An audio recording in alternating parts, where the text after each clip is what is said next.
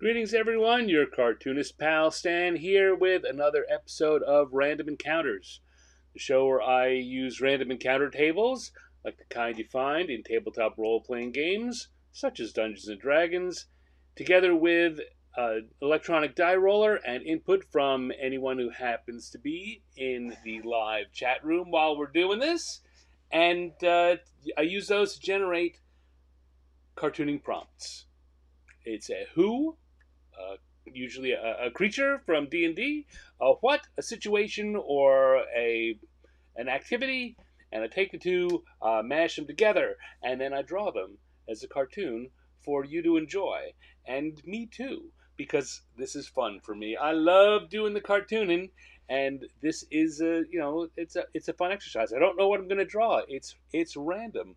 It's a random encounter, and that's what I draw every week. We do usually two or three, usually three, and have some fun. Chat about stuff. I take questions in the chat.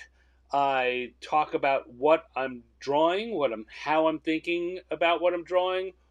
What I'm drawing, we come up with some gags together, kind of workshop a quick go round on something to maybe make it funny, and move on to the next one, and kill an hour and a half or so on a Thursday night. So thank you all for joining me. I'm glad I see we got a couple people in the chat, and if you're watching on replay, thank you too. Hopefully you can make it to a live show sometime, but if not, just thank you for being here. If you are watching on replay, hey, how about if you drop me a comment and let me know who you are and how you're enjoying it, how you think the show's going, and how you think it might get better. That would be very helpful to me.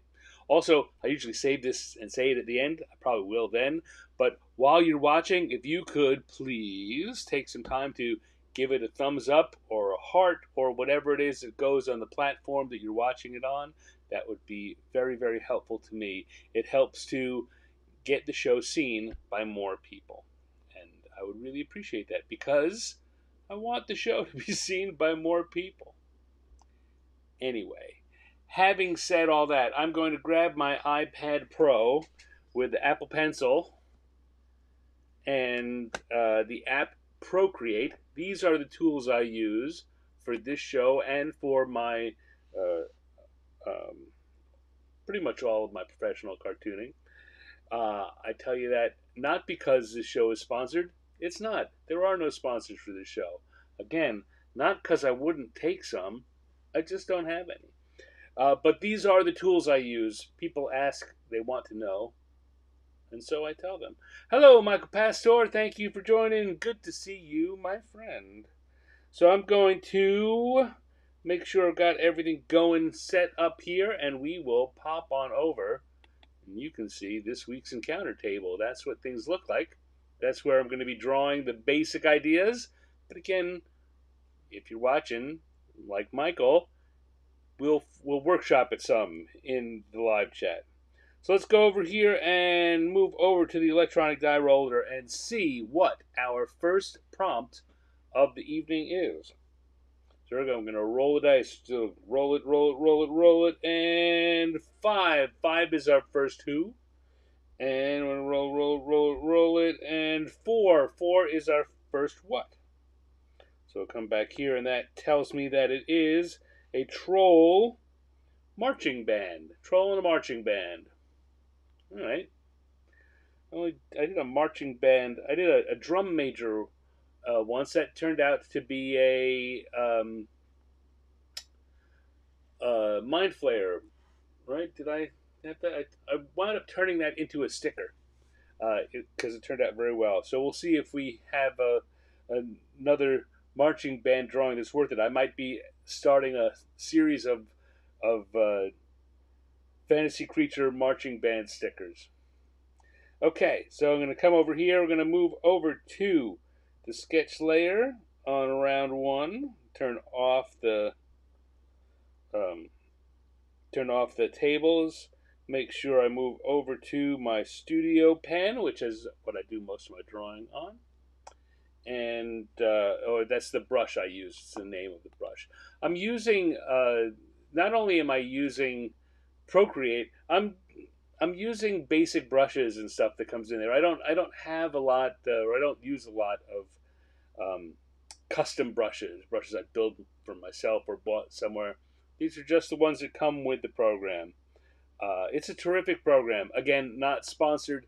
I just say that because I find it so much fun and so easy to use. Anyway, Studio Pen is the name of the brush I use, and we are going to go for Troll in the marching band. So I guess maybe the first thing I can throw out to the folks that are in the live chat is, what instrument in a marching band should the troll be playing? Should it be a tuba?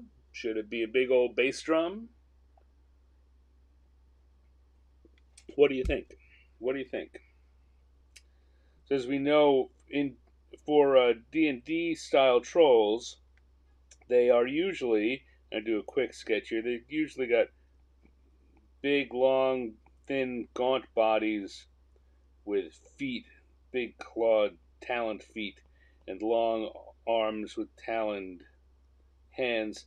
But in the head area, they've usually got a big, old, kind of carroty nose and uh, mop head of hair, got squinty eyes, and ears can depend. I usually will give them pointy ears, but that's basically what our troll is going to look like, just as a matter of physiology. Sorry, things have moved around. Playing their noses like flutes. I don't know about the nose. I see a flute stuck under their nose. That might be fun. I'm gonna clear that out of this layer. I just wanted to have that basic look. But all right, so we're gonna start here. We're gonna do basically a head-on shot.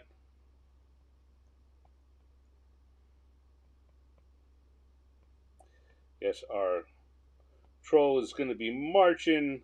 So we're gonna have one leg forward with the feet out and one back like that. He's going to have a big marching band hat on.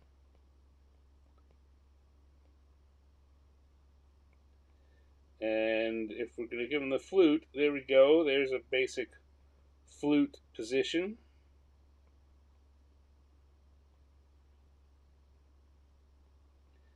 He's going to have the big nose. Maybe the nose will be drooping over the flute.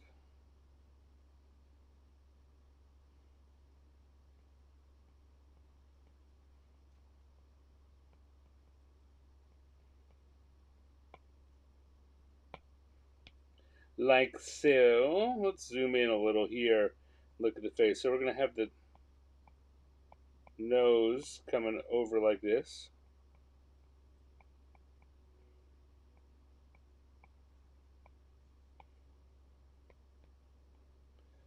Flute.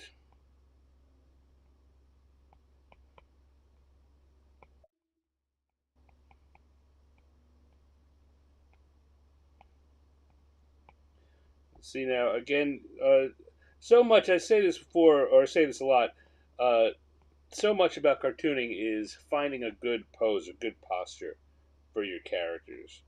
Right? I did that first sketch um, of the troll just to show you the body positioning, very much not moving, right? So you can see it. But when you're doing a drawing, you want to find some kind of motion that your character is in the middle of, because that is what really brings them to life. See a lot of young artists who, when they come around at conventions or other appearances with their portfolios, they're full of their portfolios are full of characters who are just standing still posed. And that's fine. You need to understand how your character looks when they're just standing still and posing like that. But if you want to impress an art director, or you want to um, get some work, you're going to want to have your characters in motion and doing something and putting them in some kind of setting. Uh, Actually, I've shown this a couple of times on different drawings where just giving a hint of a setting really changes how the piece looks. Right now, I have so far been talking about giving this character some posture, but taking here,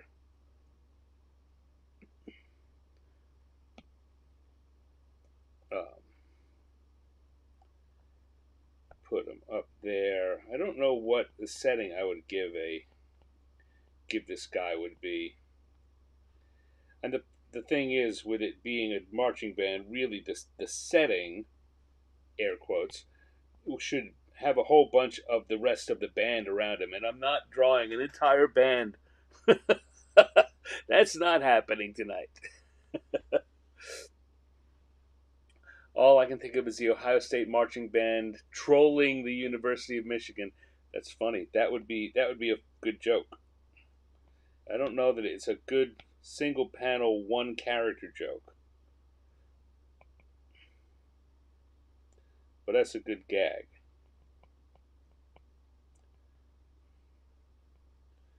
All right, I think I'm going to. So trolls very often have long, greasy hair. So we'll give this guy some hair coming out the side. All right, that's plenty of sketch.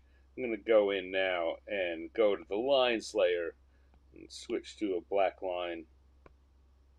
And I'm going to go from the sketch to a final. I always say start with a line that you're confident in. You want something that's not going to change later on. And for that, I'm going to start with the nose.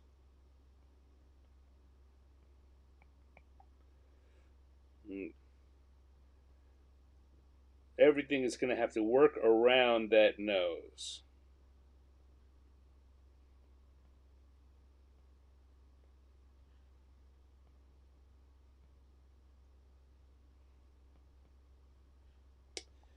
And because I'm working digitally, I can put this whole flute in and then erase out the parts I don't need later. If I were working in a more traditional sense, I of course would want to put that a little more detailed in the sketch and then only draw the parts that I need.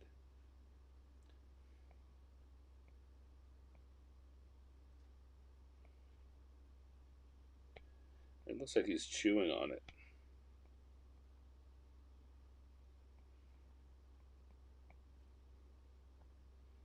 Move that lip a little bit so it doesn't look like he's chewing on it. Now we can erase that part there where the hand's going to go, and that'll work. All right. So we've got the. You see, I have taken. There's another thing I very often will do. If we have an eye like this, I like to make for trolls and certain other creatures, I like to make it black. Make the whites of the eyes black, and that's what I've done there. All right, and we've got an ear out like that.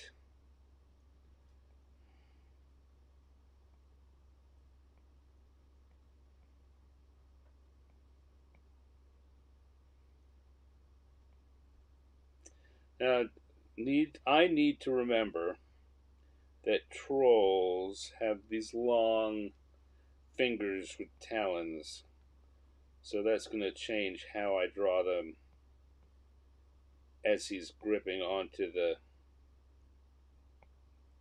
flute.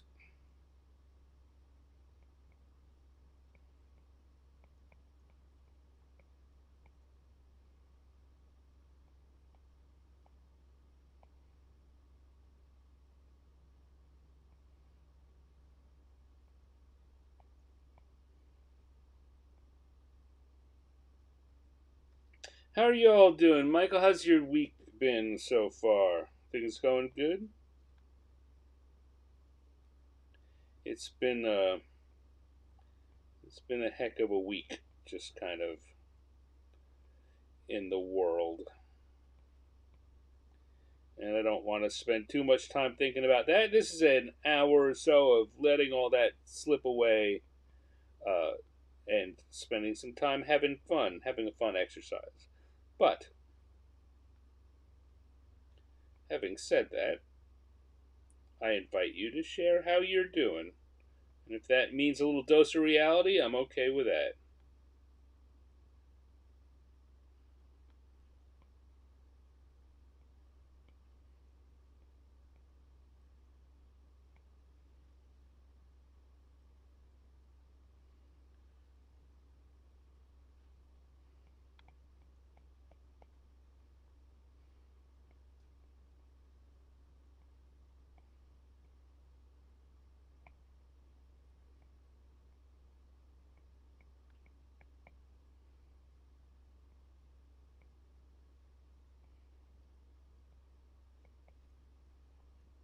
There we go. Now, I'm going to bring this leg. We're inadvertently getting to the point where I've got to think a little bit about foreshortening, right? That leg is up and coming forward at you, and so I don't want to get into a whole foreshortening discussion or lesson, but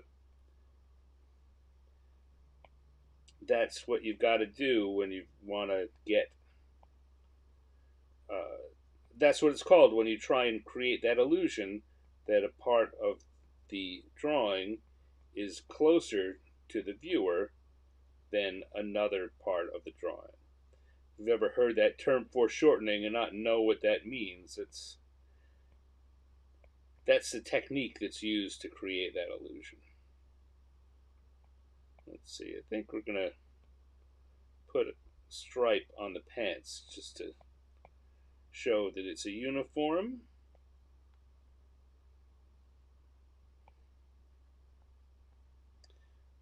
And go.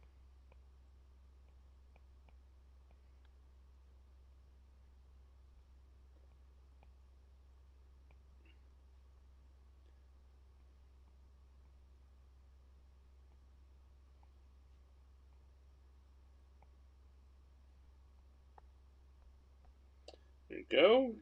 He's looking like he's a marching band, a flute player in a marching band.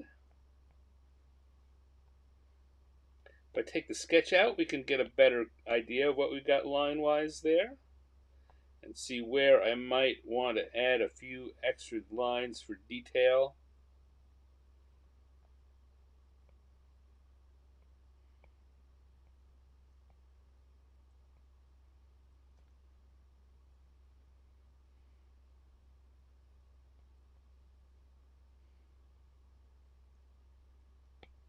Or erase little bits that um, aren't showing what I want them to show. I also will very often say that the one of the tricks of any kind of drawing like this is to get your viewer to look at what you want them to look at, and as a big part of that is have them not look at the places you don't want them to. So you got to look at places where identify places where what you've drawn may be technically correct, but is drawing attention to itself in a way that you don't want it to.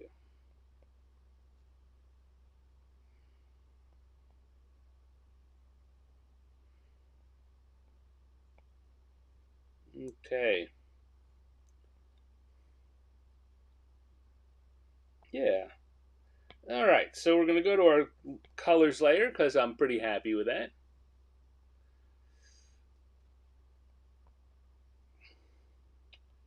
And we're going to start with trolls are kind of a grayish green, similar to a zombie color, a little more vegetational, but still unhealthy green. So you're saying that all three rivers are frozen. I know that Michael, you're from the Pittsburgh area, so I get the Three River Stadium, the Three River. Oh, I also want to change my brush to the gloaming brush, which gives me a markery, um, crayony kind of consistency. Yeah, so I know you're in the Pittsburgh area. Yeah, there's a lot of snowy weather out there. Seen all the film that's made it into the news and such of places like New Orleans having people having snowball fights on uh, Bourbon Street, and I know that if that's what's happening there, that the folks like you up in the Pittsburgh area, up in the actual uh, northern and north central parts of the country, are going to be having a tough bit of weather too. On the one hand, folks might say, well, you should be used to it. You live there. But anyone who has lived in that kind of an area that gets that kind of weather knows that while you might be used to it, that just means you know what to expect and you lay in the supplies. It doesn't make the actual having the weather any more fun.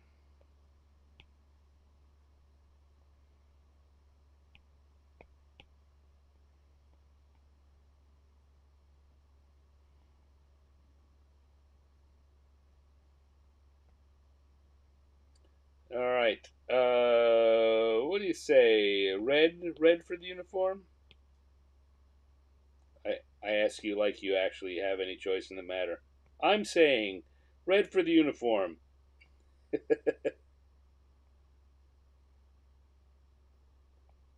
At least the jacket.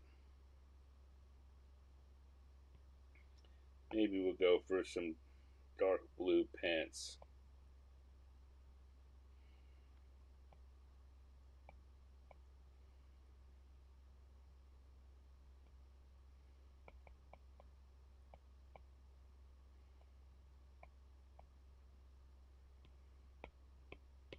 The hat will also be red, the big marching band hat.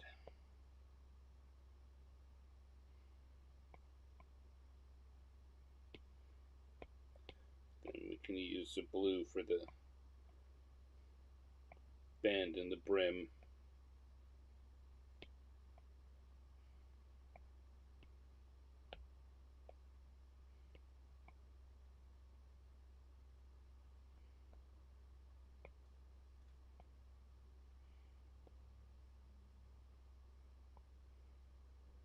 There we go. Looking pretty good, I think, overall. I don't know. It's one of those weird situations where I feel like I got what I was looking for, and yet the whole thing is not loving it.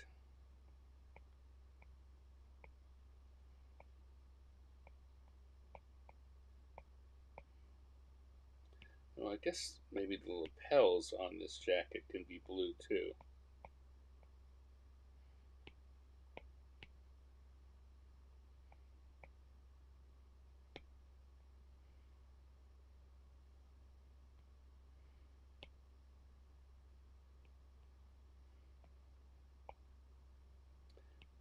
Put little shadows, little shading in to give it a sense of depth.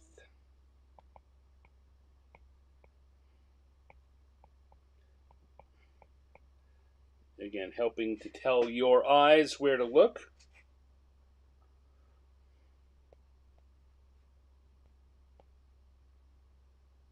Do the same for the blue. Grab that color and make a darker version of it. Lay on the undersides of all the shapes.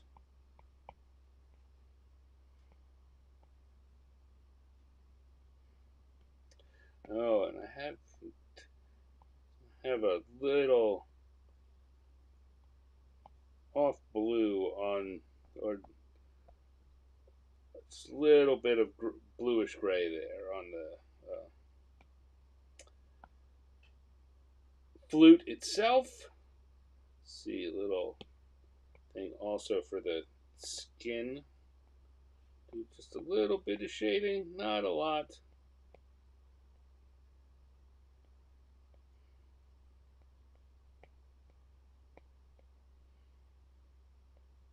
But I think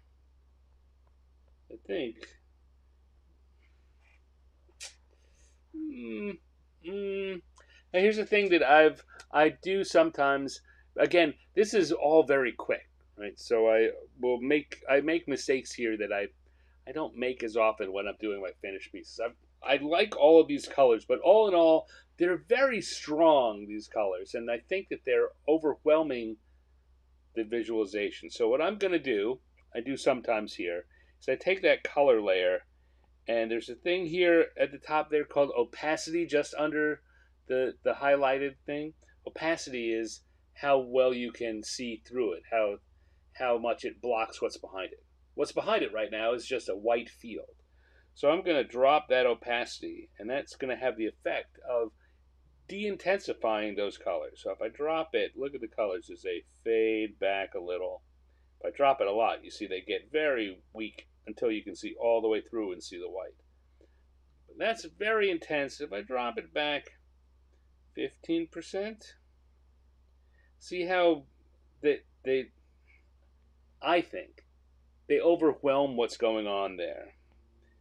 And when I pull them back a little, they let the lines kind of take more control, more ownership of what your eyes are paying attention to. So I think, yeah, about 15%. I like those colors. They were just 15% too intense. With more intensity. And I'll come back to our lines layer. And I'm going to put a little stand down here because I think that we have completed our assignment. We have ourselves a troll who's playing in the marching band. And we've completed our first drawing for the night. Well done. Are you drawing along with me? I want to encourage you. You know, you don't have to draw the same thing I'm drawing. I'm not, though I invite you to. But, you know, grab your favorite drawing implement, whether it's an electronic implement like the one I use, or a piece of paper and a pen, or a crayon, or a marker. I'll tell you, next to my drawing, on my desk here, I have, this is what I take with me when I go outside to draw. It's a item called an armadillo, and it's one that it's got some Velcro, holds a bunch of stuff, and it's called an armadillo because you can strap it onto your arm. I'll usually put that on my left wrist, and so I can carry the my drawing implements with me here, and then I can go and do some drawings outdoors. I'll bring a book, and I don't have to worry about carrying a pencil case or anything. Though I do have a very nice pencil case. I have one of those over here too. Got a very nice pencil case here. But if I'm going to be standing or walking around and drawing things, armadillo, much more convenient. And on there, these are my favorite drawing implements. And I guess I can show you that among them are a couple of regular old ballpoint pens, just a couple of big rolling writers. I really like drawing with ballpoint pens. Also, a Uniball rolling rolling pen and some Sharpies of different sizes. These are the kinds of things I draw with. It doesn't have to be fancy. You don't need fancy art equipment. You just need something you're comfortable drawing with. And have fun. I also have I can't really pick it up over here. It's buried in my clipboard, which right now has some thicker drawing paper on it because of what I'm working on. But usually it'll just be regular old copier paper.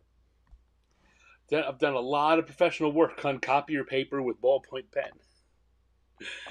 So yeah, you should do. Yeah, I'm not saying you should do professional stuff that way, but you should feel free to just go have fun and do your drawing with whatever you've got at hand, and that works well for you. So we'll come back here, have another sip, and then we'll go and do a round two. What do you think? What do you say?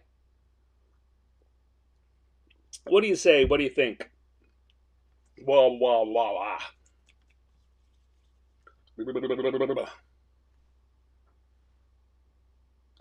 We finished our troll in the marching band, a flautist, as it were. And now we're going to go on, we're going to do another one. So I'm going to come back here and turn off round one, turn on round two, go back and reset the brushes and the colors, and turn on the encounter tables one more time, and we'll go back to the dice and see what we get for our second random prompt of the night. So here we go. We're going to roll the dice. We're going to get everything rolling nice. And four was what we had last. Five was what we had last time. Four is what we had for the thing. The what? So we got a 4 and a 2 now. And that's going to take us out and get us to a Tabaxi reading by the fire. Tabaxi. Tabaxi is a D&D creature, which is basically a cat person. Michael says, I'm too scared to draw with ink. Pencil all the way. Again, whatever you're comfortable with. But I love drawing in ink, in part because I don't. I just realize, there's no. Once it's there, right? I know that might be the scary part, but it also is. I don't have to worry about. No, it's not right. I'll erase it. I can't. It's there in ink. It also is part of what helps me to remember to draw lightly, sketch lightly to begin with, until I find what I'm looking for, until I get the shapes I'm looking for. And you'll notice that even in my digital sketches. Well, we'll see now. So let's come back here to the sketch layer, a Tabaxi reading by the fire. So see, I start with quick lines like this. So I'm going to start with the fire.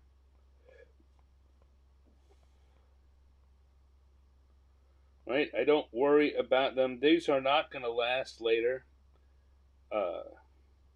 But I'm trying to find the shape I want. I have a rough idea what it is, but I don't worry about getting it. In fact, I particularly don't want to try to get it right first time around. I want to be around it. All right, so we're going to have a fireplace like that. And then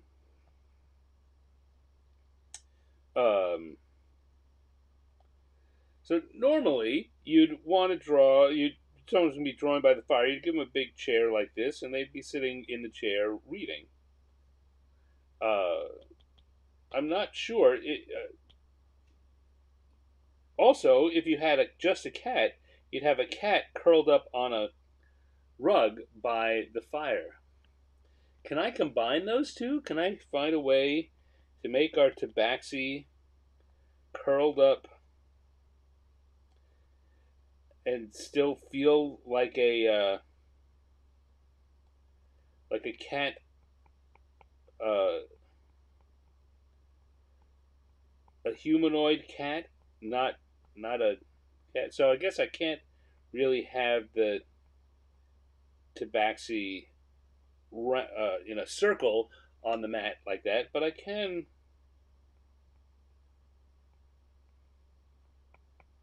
have him sitting on the mat.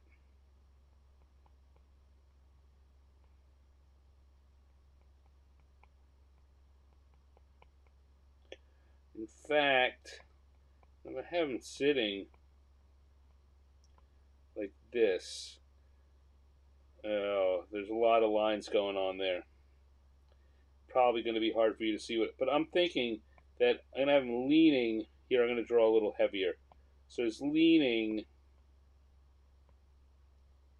kind of reclined, leaning on one arm here, and have a book open on the floor in front of him like this.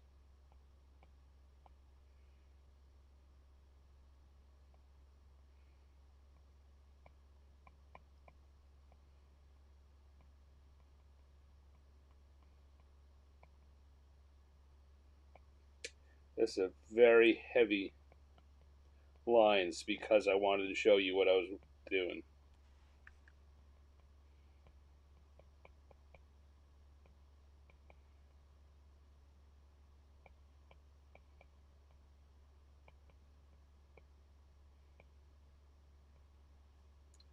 Hmm, hmm, hmm. All right, I'm going to drop the opacity even on this. Oh, you know what? I'm not. Here's another thing I can do. I can grab this whole thing, Alpha Lock. I think I talked about this at last week. Alpha Lock changes it so that I can only draw on places that have already been drawn on. So right now I've changed my ink to red.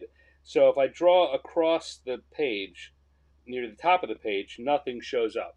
I'm drawing across back and forth. You're not seeing anything. But if I draw across the middle where I've already drawn, you can see that anywhere it's touching what I've already drawn, it's it's drawing again. It's changing it to red essentially.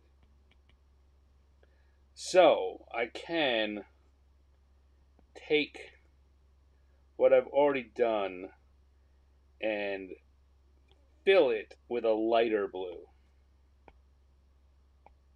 so that it drops back and fades back. That's another way to accomplish something like what I did with the opacity, but I don't want to change the opacity because I want to come back in and draw on top of it again. So turn off the alpha lock because now I want to draw on top again. Oops. And we're going to come here. So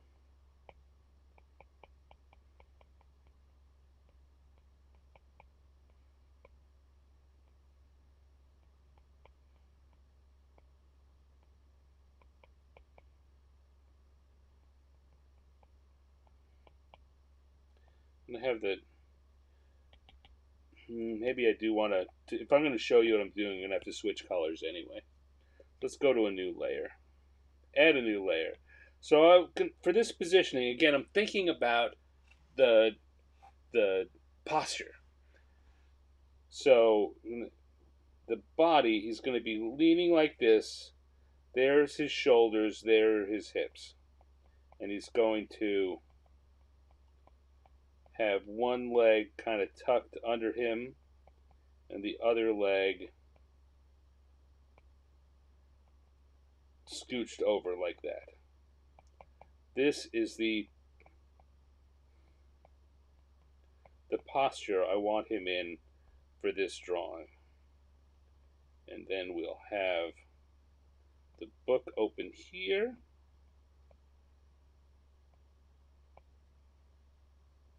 He's going to have one hand down like that, and the other hand he's going to be reading and reaching out to turn a page. See, that is our basic. I'm not so sure about that tail anymore.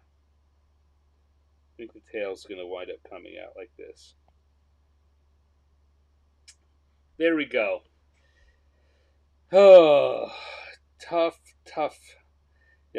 Choosing an interesting posture sometimes gives you extra challenges. But challenges are fun. Okay, I'm going to once again uh, fill that in it. Red is a much too strong color to use as a sketch. So I'm going to turn it back to the blue. Turn.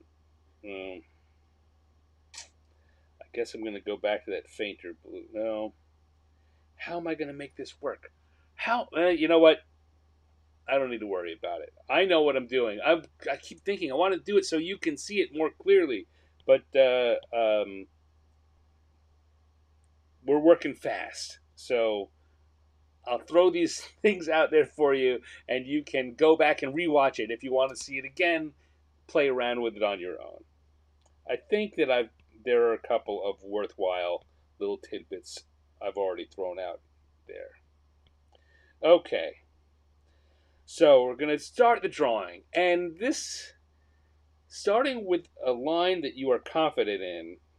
Of all the drawings I've done here, this is maybe the toughest. I'm not sure what I'm confident in.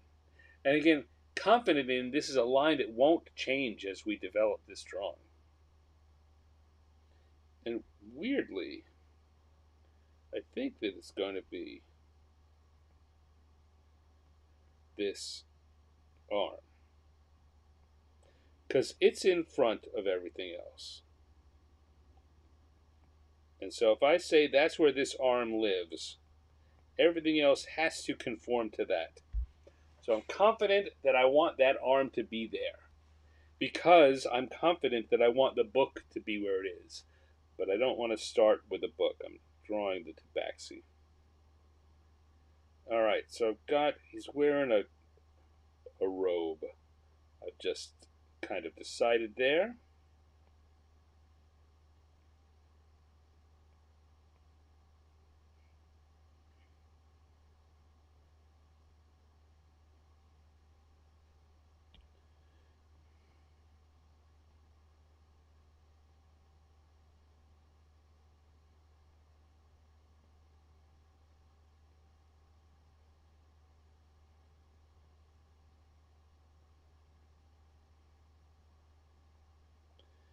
Give him some whiskers.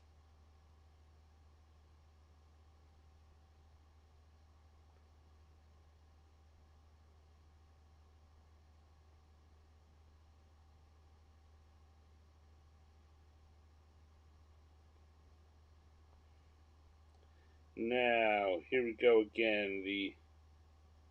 The leg, the two legs are where it gets complicated.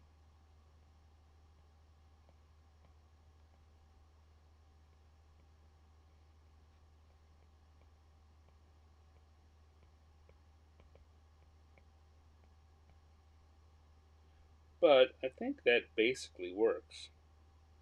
Got something weird happening here. So this posture is a weird twisting of the limbs, and I've got something weird going on with in the hip area. But I'm going to I'm going to play with the idea that if I draw everything else right, it's going to be one of those things where you won't notice because I don't want you to look there. Again, that trick I was talking about earlier, not so much getting it right as much as not getting it wrong in a way that draws attention to itself.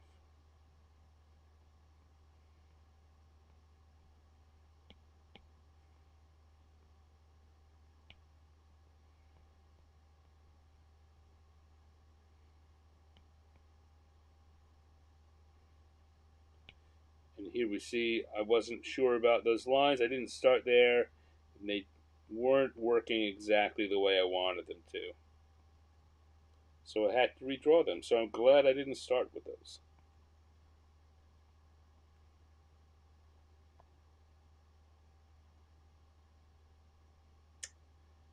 Again, so now the tail continues to be a problem. Here's why.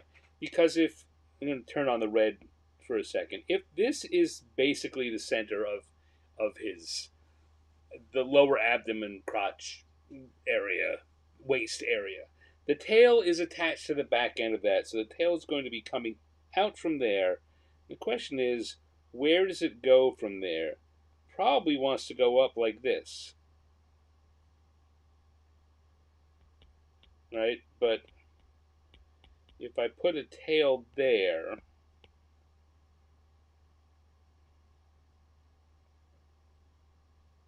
is that good enough to? I think that then draws weird attention to the fact that we don't see exactly what's happening at that level. So I don't want to put the tail there. But it still has to come out from that area. If I put it where I have it drawn here, we have a similar problem in that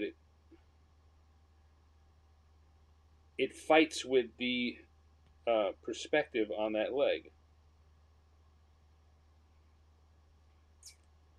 I don't know. Maybe if I split the difference and have it come out and then curve over. Yeah, yeah, that ought to do it.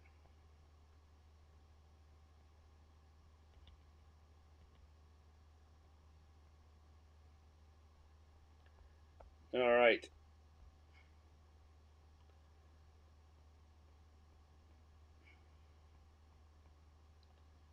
And we can now, I'm going to do what I was talking about before and put in just the parts of the fireplace that I need.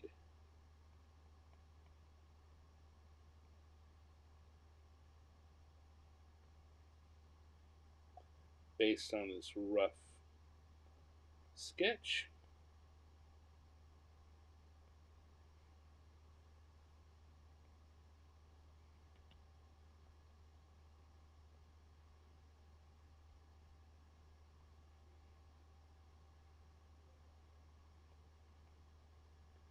We'll put a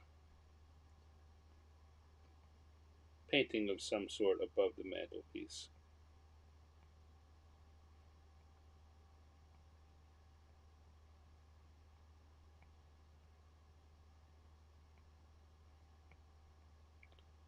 Have some knickknacks on the mantelpiece, and there will, of course, be a fire in the fireplace.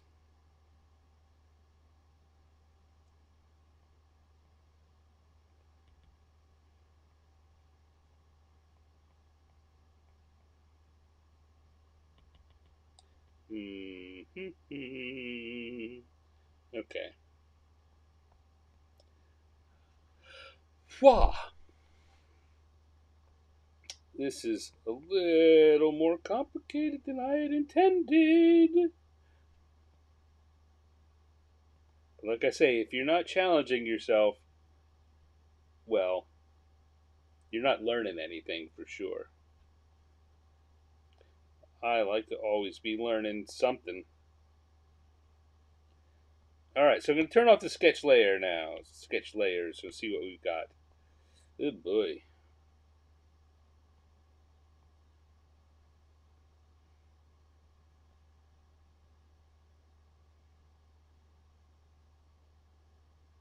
Okay. Maybe we'll give him a little snifter of brandy over here to drink while he's reading. And now we'll go to the colors layer. I could play around with this a lot. There's a lot I would fix if I wanted this to be the best possible drawing it could be. Um, but I just want it to work basically. So let's come in here. What shall we do here? I think we're gonna have our cat. We're gonna make sure we're on our gloaming brush. Cat's gonna be a tabby.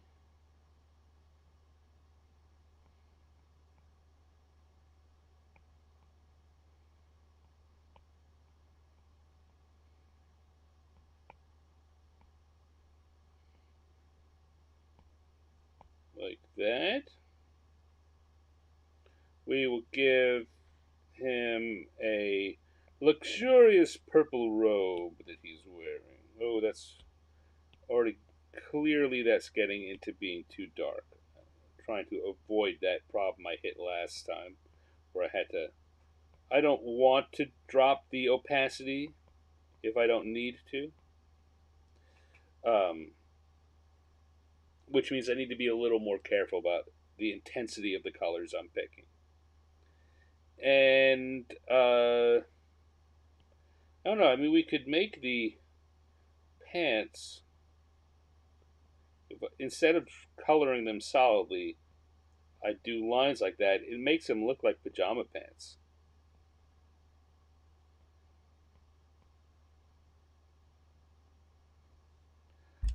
See, these are the kind of little tricks and details you can work into things like that. All I do is rather than put a solid color on it, draw those purple lines, and I don't know. Maybe it's just me, but to me it really does start looking like he's wearing his pajamas and he's sitting by the fire.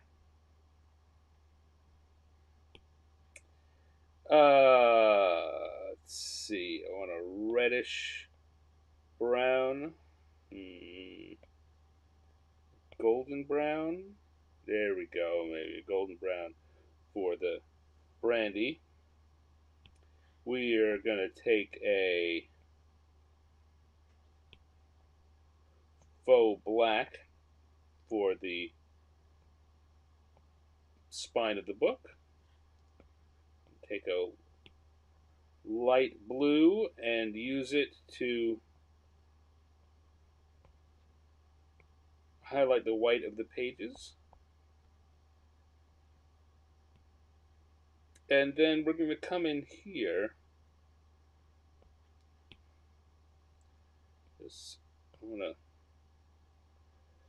The fireplace, we're going to start with a yellow like that. And then we're going to come to an orange.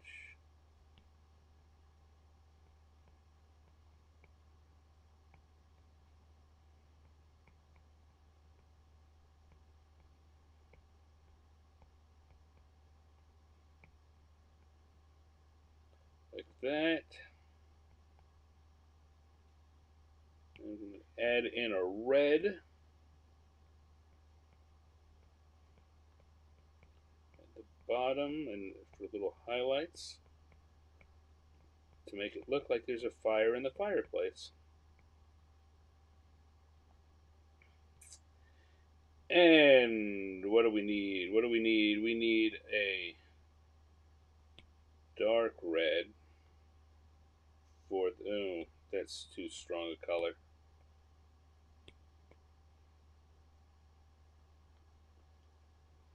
For the bricks of the fireplace.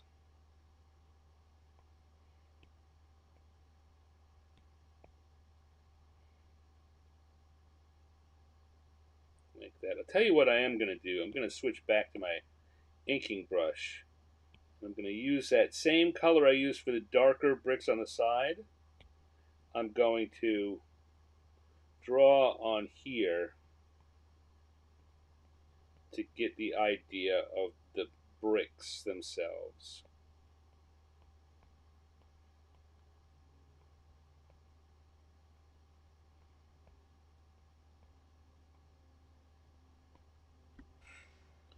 And then I'll take an even darker version of that and do a little bit of the same thing on the sides.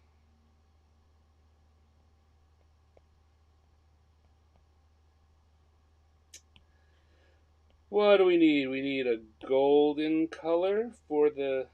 Oh, I want to go back to my glowing brush for the uh, framing of the fireplace. A brown for the wood of the mantelpiece.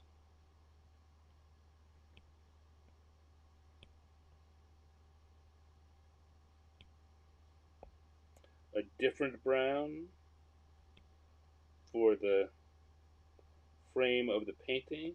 And I think the painting itself, we're just going to hint at with a dark blue.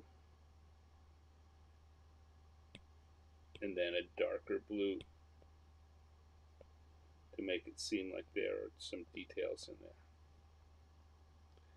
there. And I don't know, we can have lots of different colors on the mantelpiece of things. We've got uh,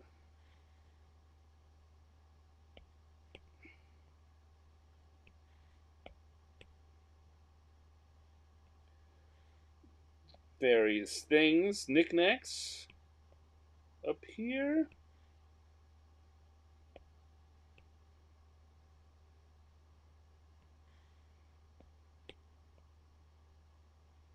And then I think I'm going to go with a green, big green for the wall behind it.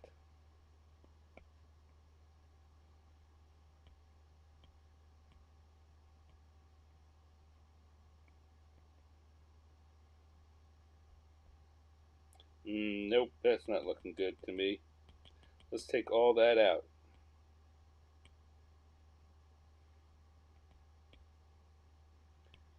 Much lighter than that.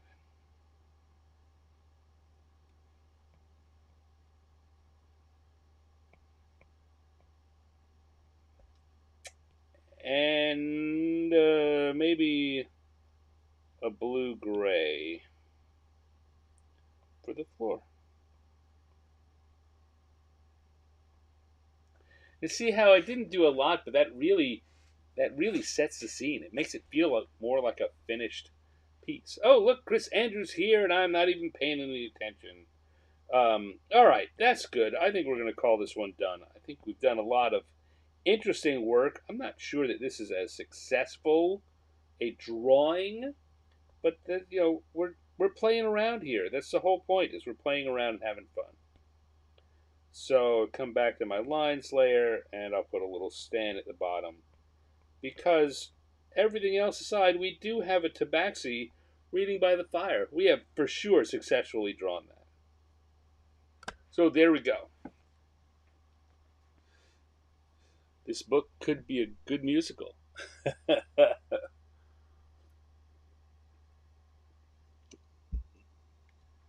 Oh, look at you guys! You've got some great quotes for that. I don't think that I wasn't thinking that I was going to put any quote on this at all, and I'm not. But you guys have got some great ones. We've got um, warm glass of milk would be perfect, perfect.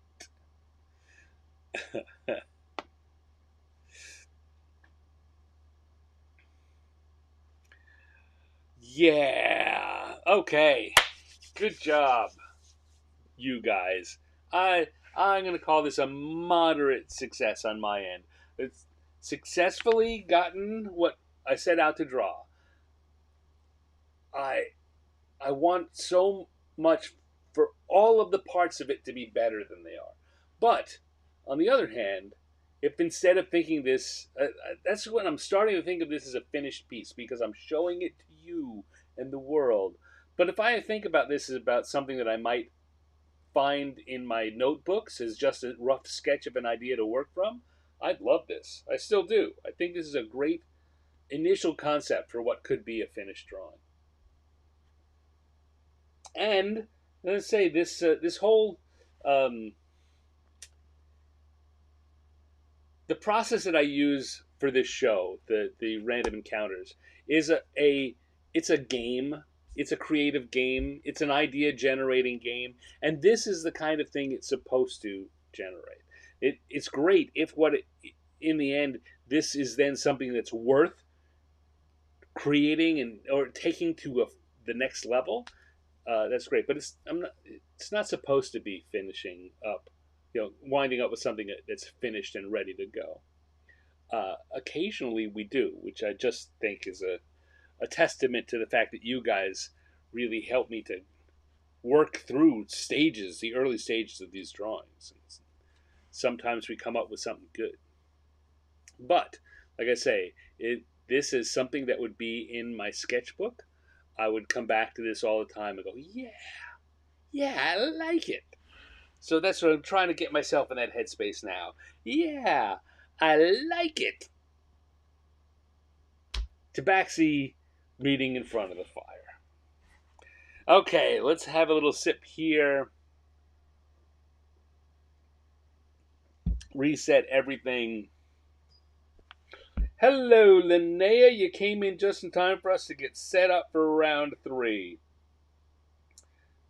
Close that up. Open up round 3. In case you want to know, Linnea, you just came in, or maybe you didn't. Maybe you've been watching and just haven't been chatting. I know we always have more watchers than commenters. Um, this was our second round, and it was a tabaxi, which is a cat person reading in front of a fire. Our first round was a troll in the marching band, and um, Michael and the folks in chat suggested that be a flautist. So those were our first two, and now we're getting set up for round 3. So once again,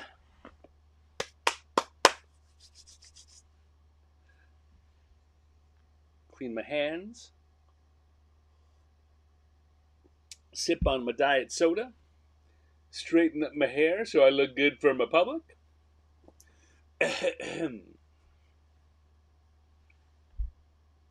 We've done 2 drawings now. We did a troll in the marching band. We did a tabaxi reading by the fire, and now I'm going to go back to that die roller and see what we get for our third random prompt of the evening. We're going to go here, and we're going to start rolling some dice. So roll it up, roller, and 2. 2 is our final who. And rolling. Come on. There we go. And 3. 2 and 3. So that will be a zombie building a snowman. Zombie build a snowman is our final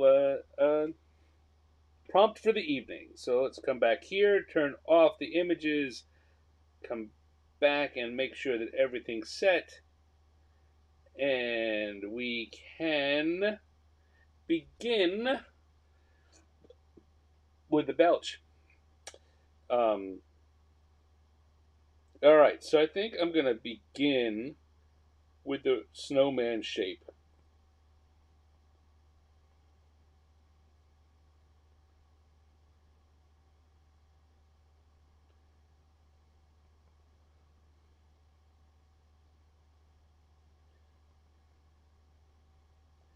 I'm already thinking, here's the thing, we're going to have a zombie, and we're going to have a snowman with their brains showing. Kind of a Calvin and Hobbes style snowman.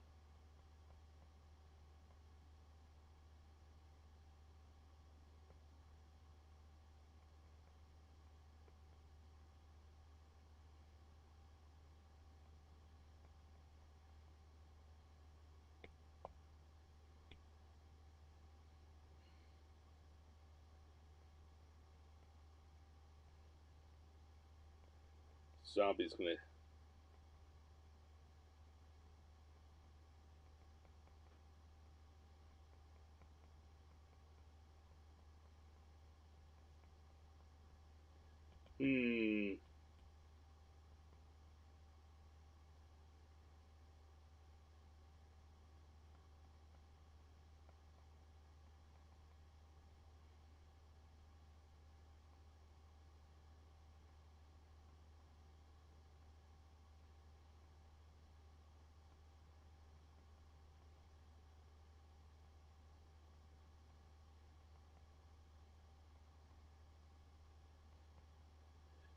One zombie.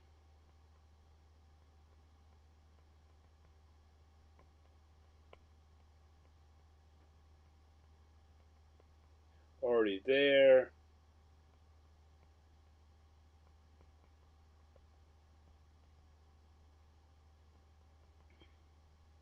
Another zombie coming running up.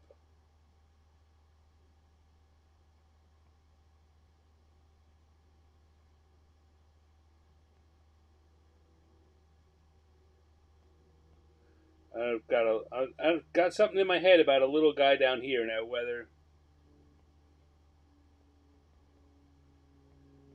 I don't know what this is yet.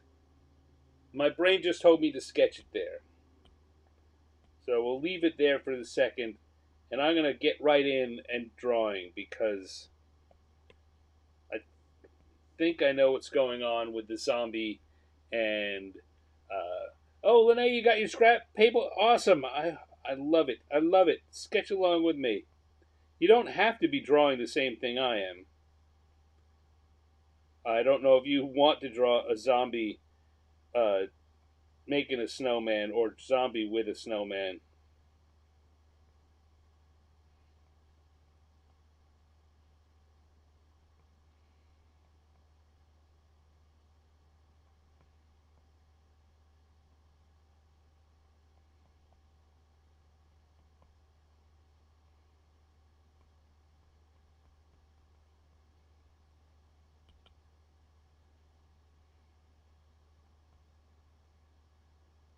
Now, last time when I was working on the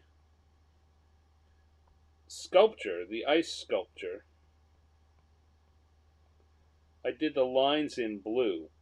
And I could do that with the snowman too, but I don't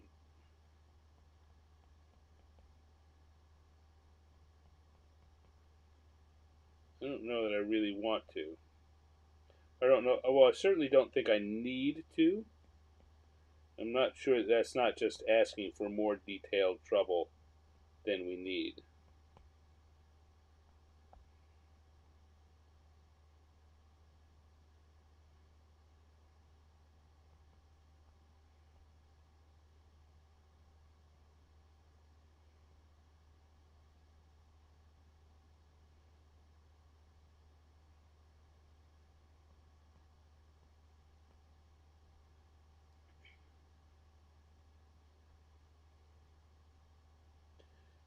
And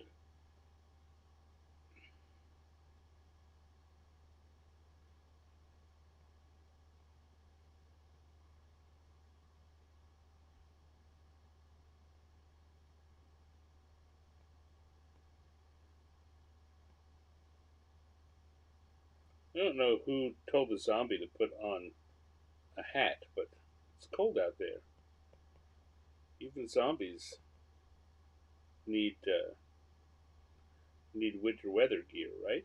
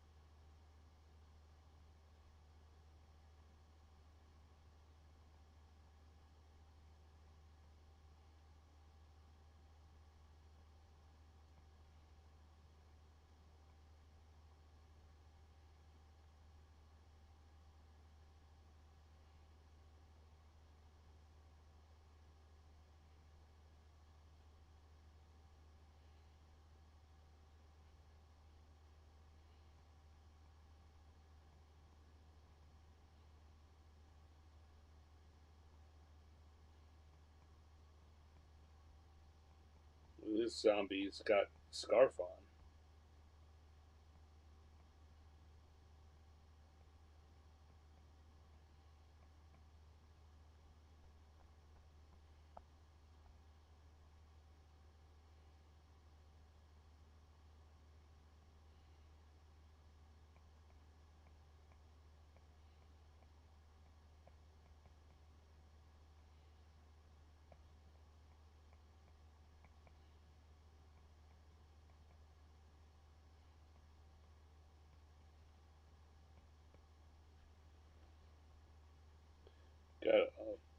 trying to get this detail on this second zombie in the background.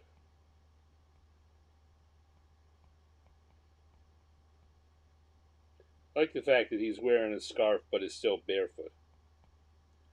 Because, he's a zombie. He doesn't really need to keep warm. He's already dead. But they go through the motions, the zombies.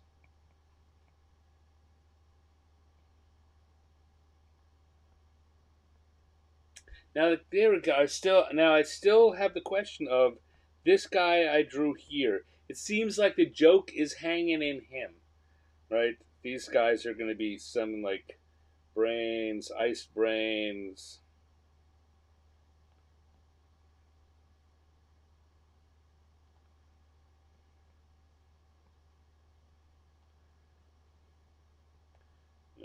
Who is that little guy that I felt compelled to draw?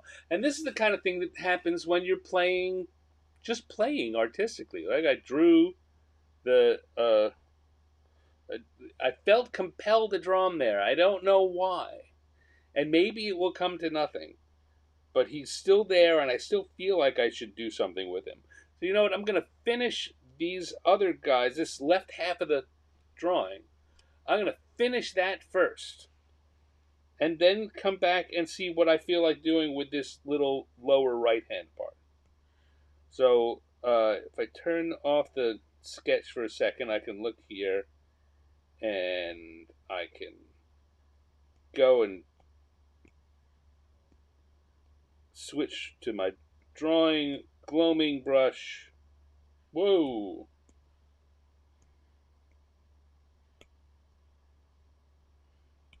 I can make sure I'm on the color layer where I want to be, and we'll go to some greenish gray skin for our zombies, a little darker for that eyelids.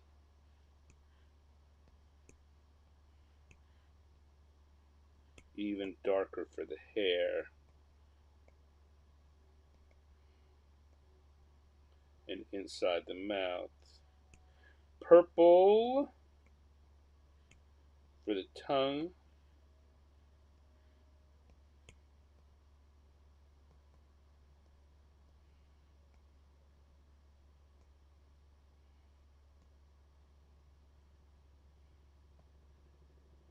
There we go. Oh, I don't know if you can hear. There's a very loud helicopter flying over. Sounds like it's about to get louder, so if you hear that growing in sound, don't worry. I don't think that means. I don't think they're coming for me.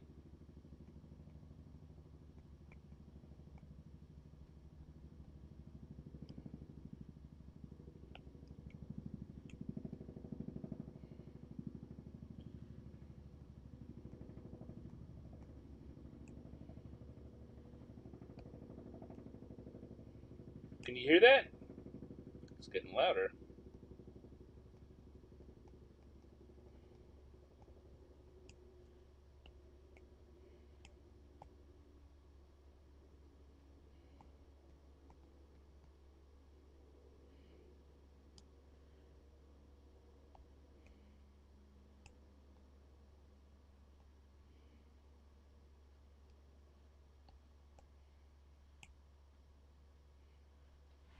There we go.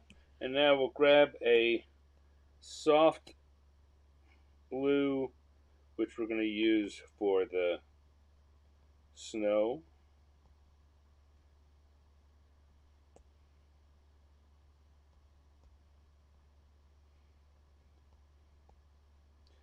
Put it just as we do the shading kind of area, the underside and maybe one angle.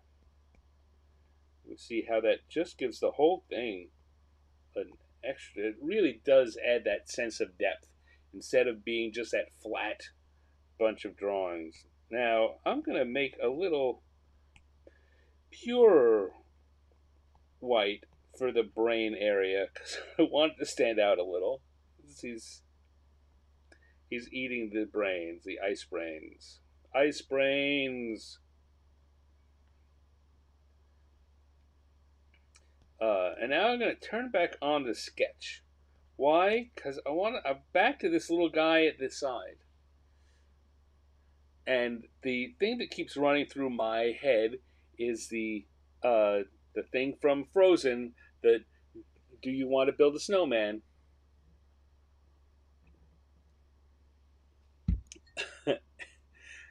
So is that a little zombie? Is that another little snowman? What do you think?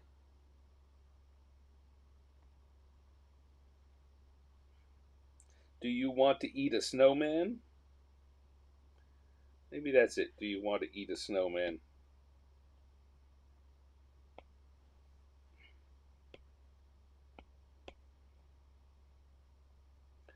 So maybe we make him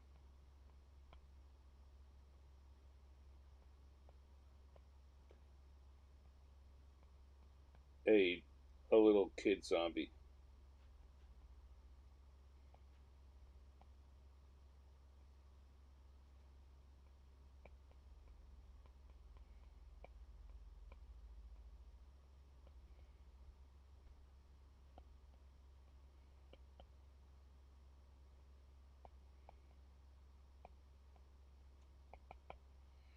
Like that.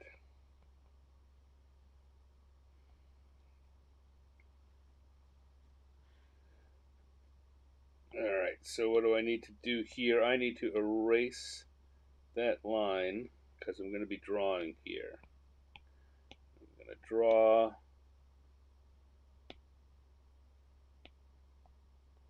our little kid zombie.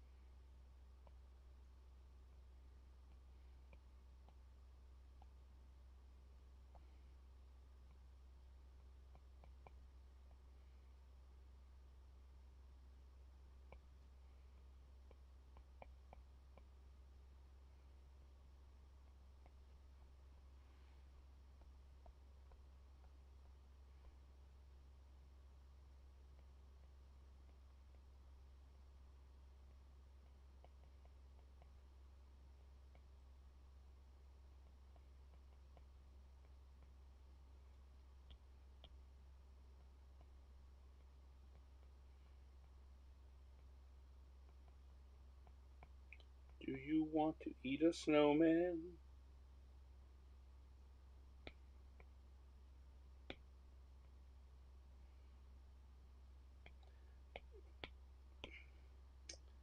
And now we'll come in and put some color on him.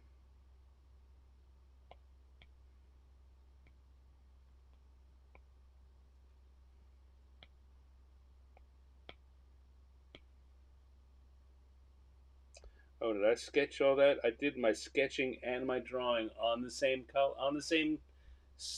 Ah! Never rush.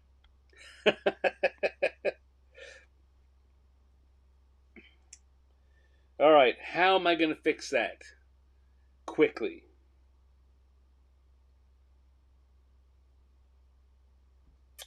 Well, the only thing I can really do is come back. Yeah. Oh. Oh, I drew it on the colors layer. Oh, that's much easier to fix. Okay. I'll tell you how I fix that. I just erase it.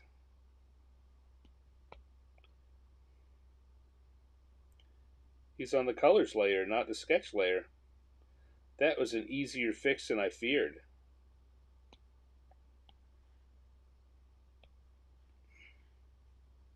Now,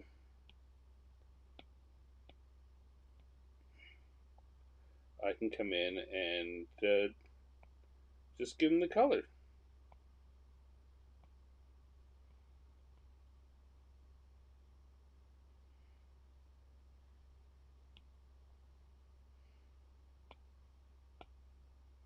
I will grab the colors I need off the previously drawn zombies.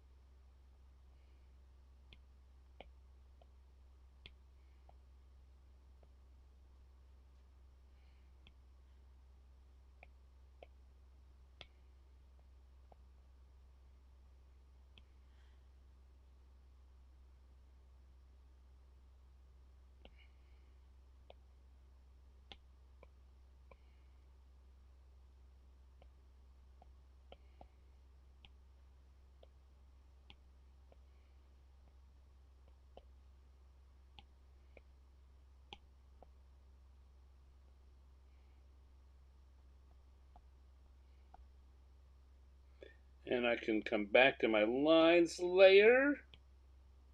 What am I going to do there? Well, now that I've added him in there, I think I want to just add a little bit more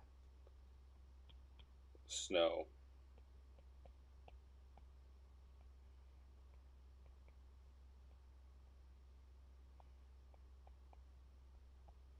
Like that.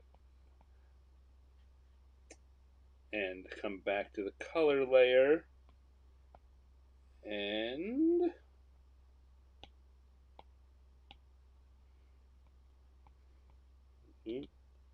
color layer.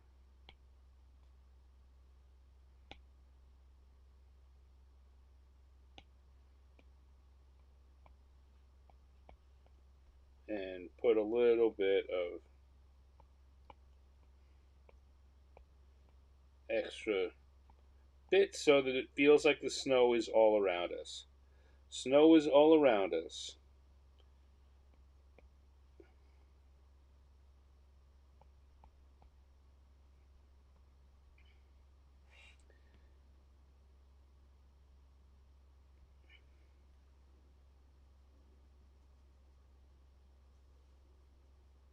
Yeah, I'm liking it. I'm digging it.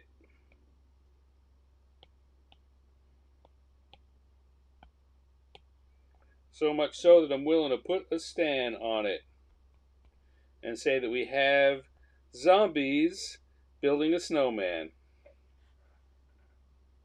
Do you want to eat a snowman? Oh, Linnea says, remember to give a thumbs up for your show. And Linnea, you will be so proud of me. I remember to do that at the start of the show, too. But that's a good reminder to everyone. If you haven't yet, whatever platform you're on, please give us a thumbs up. Give us a like. Give us a heart. Whatever it is. It makes me feel good. But the main thing it does is help the algorithm show that people are interacting, and it will show our program to more people. And then we have even more people joining us here next time for our next drawing, our next evening of improv cartooning. So there we go. We got zombies building and eating a snowman.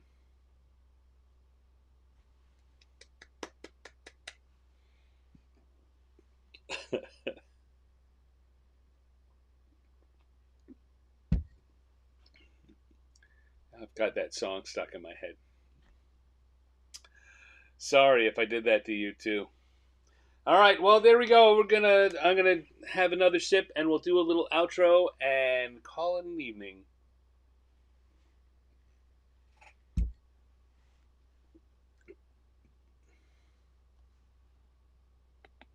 Go. Ooh, loo, loo, loo, loo, loo. We had a fun evening of drawing cartoons. We have here, of course, zombies building a snowman. Before that, we had a Tabaxi reading by the fire. And we started the evening off with a troll playing in a marching band. In this case, playing a flute in a marching band. Brain freeze. That would be the title of that one, Chris. Brain freeze. Another fun evening. 3 randomly generated cartooning prompts and 3 improvisational cartoons. I know I had fun drawing it. I know that Linnea said that she had her drawing implements with her, so hopefully she had some fun, and maybe you did too. I certainly would love to see what you're drawing. If you don't mind sharing it with me, you can find all of my information there in the the the the YouTube channel has a link to my link tree, which has all the different ways to get in touch with me. I would love to see what you're drawing and tell you how proud I am of you. Anyway, I want to thank everyone for coming along with me tonight. It was a good time. I always have a good time here on Thursday nights on Random Encounters. I hope you do too. I hope you'll come back. If you're watching this on replay, I hope that one of these Thursday nights you're able to join us live. I'd love to meet you, say hi. I'd love to have your participation in the chat room. Maybe you can help determine what I'm drawing on an upcoming episode. But for now, I'm going to wrap it on up and get on out of here. I thought I had something clever to say, and I don't. Hope you're doing well. Stay warm. I know a lot of the country, a lot of the U.S. is having some very severe winter weather. So stay warm, stay safe, stay dry, draw for fun, and I'll see you here next week. Take care.